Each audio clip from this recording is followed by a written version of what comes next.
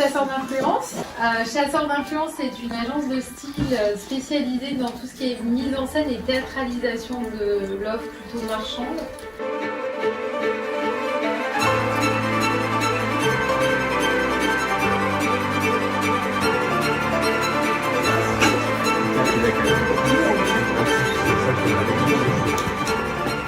Donc j'ai vendu entre autres, et avec cet argent-là, j'ai créé une association au Mali qui intervient principalement dans la santé avec la culture d'une plante donc, qui s'appelle l'artémisia et qui guérit le paludisme. Et on cultive donc l'artémisia pour une zone de 16 villages où il y a à peu près 25 000 personnes et les gens guérissent. Donc notre équipe a formé dans chaque village des formateurs qui eux-mêmes en fait diffusent aux gens comment planter cette plante, la faire pousser dans de bonnes conditions, la prendre, la posologie, etc.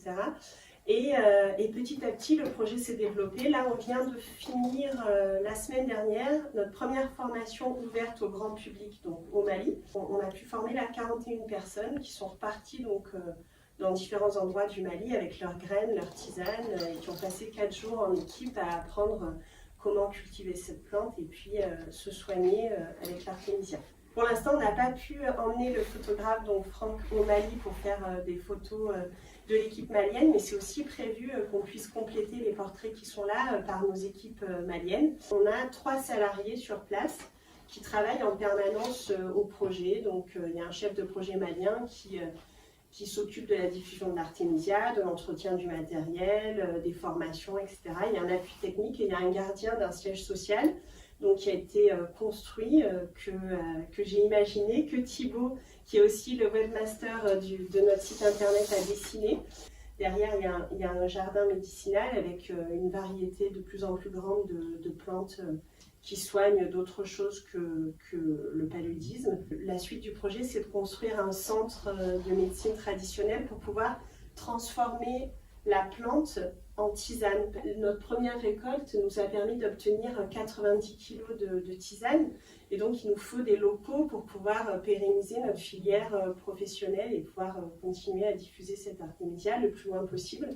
Il y a une association française qui s'appelle la Maison de l'Artémisia qui est à Paris, qui a été fondée du coup par une médecin dentiste française qui s'appelle Lucille Cornet-Vernier et qui a permis d'envoyer des graines d'artémisia dans plein d'endroits différents où il y a le palud. Notre but, c'est à la fois bien sûr de financer notre projet, mais aussi de faire en sorte que les gens puissent essaimer ces projets-là et continuer à diffuser cette plante qui est un moyen très simple et qui est un symbole fort dans cette société très compliquée dans laquelle on vit, de méthodes simples qui permettent de résoudre des problèmes qu'on a complexifiés à l'infini. Ce projet est vraiment un hommage au Mali et Tombouctou, pour ceux qui le savent, c'est vraiment une ville de médecine traditionnelle où les gens avaient une science des plantes et de toute la cosmogonie et se soigner en harmonie avec la nature. C'est magnifique. Ouais.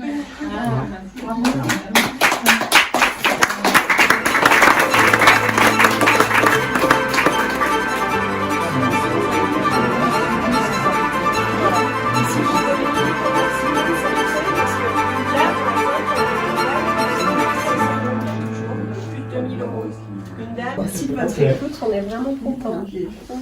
C'est cher.